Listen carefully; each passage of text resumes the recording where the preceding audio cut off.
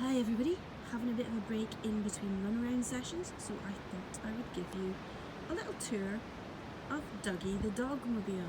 That's what we're calling him.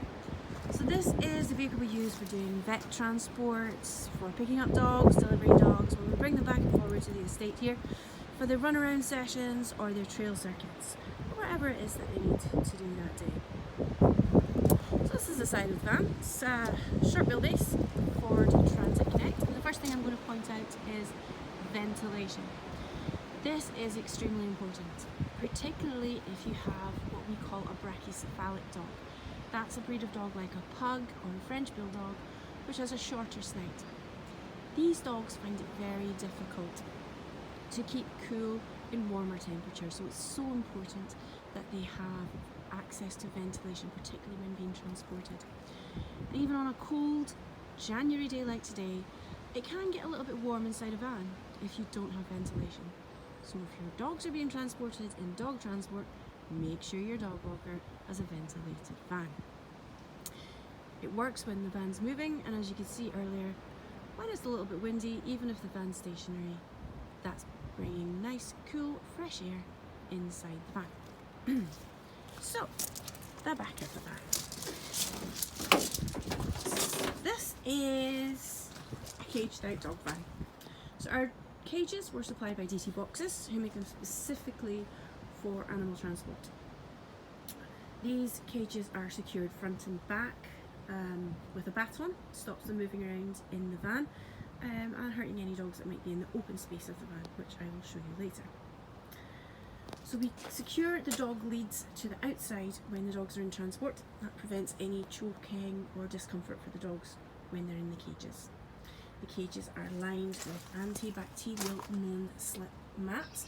Ours are quite a bright colour because it's nicer for the dogs to jump into something bright. Some dogs don't like to go into a dark space. All of these cages can be washed out and disinfected at the end of each day and each week. So cages are lockable, but we don't really need to lock them. The mechanism is quite tight and very secure. The larger cages hold up to the size of a Rottweiler, maybe small German Shepherd type dog. The smaller cages, we would lift smaller dogs, puppies, etc. into these cages, typically one dog per cage. So that's the rear of the van. We tend to do a little bit of training to get the dogs comfortable with jumping in and out of the cages and make sure that they're happy with that. So they do that with treat-based training, and that seems to be quite successful. So for larger dogs, it's a little bit difficult for them to get into a cage this small. I have a deerhound, so typically Jack McWazzick and my deerhound will go into the open side space of the van, and that's here. This also has rubber matting, which is disinfected every week, stops the dog sliding about. And there's another baton that you can see that stops these cages moving when the van's in transport. The rear of the dog cages also have what we call escape hatches. So if for any reason the back of the van is blocked or banged or there's an incident, we can still safely get all the dogs out with no issues. We also have a daddy doggy shower. So this is a fabulous device that has warm water in it, stays warm for about 4 or 5 hours. And we use this to wash off the dog's paws and under the belly. After they've had a good romp outside, it has a little shower head attached, and it's a pressurised container. So it's slightly warmer water, we like the dogs to be comfortable. It just helps us clean them off. We also use a pre-wash. So this is an antibacterial pre-wash spray that we would spray on their paws. And we also have some nose and paw balm. So if their paws are a little bit chapped, etc., we can put that on just to give them a bit of comfort.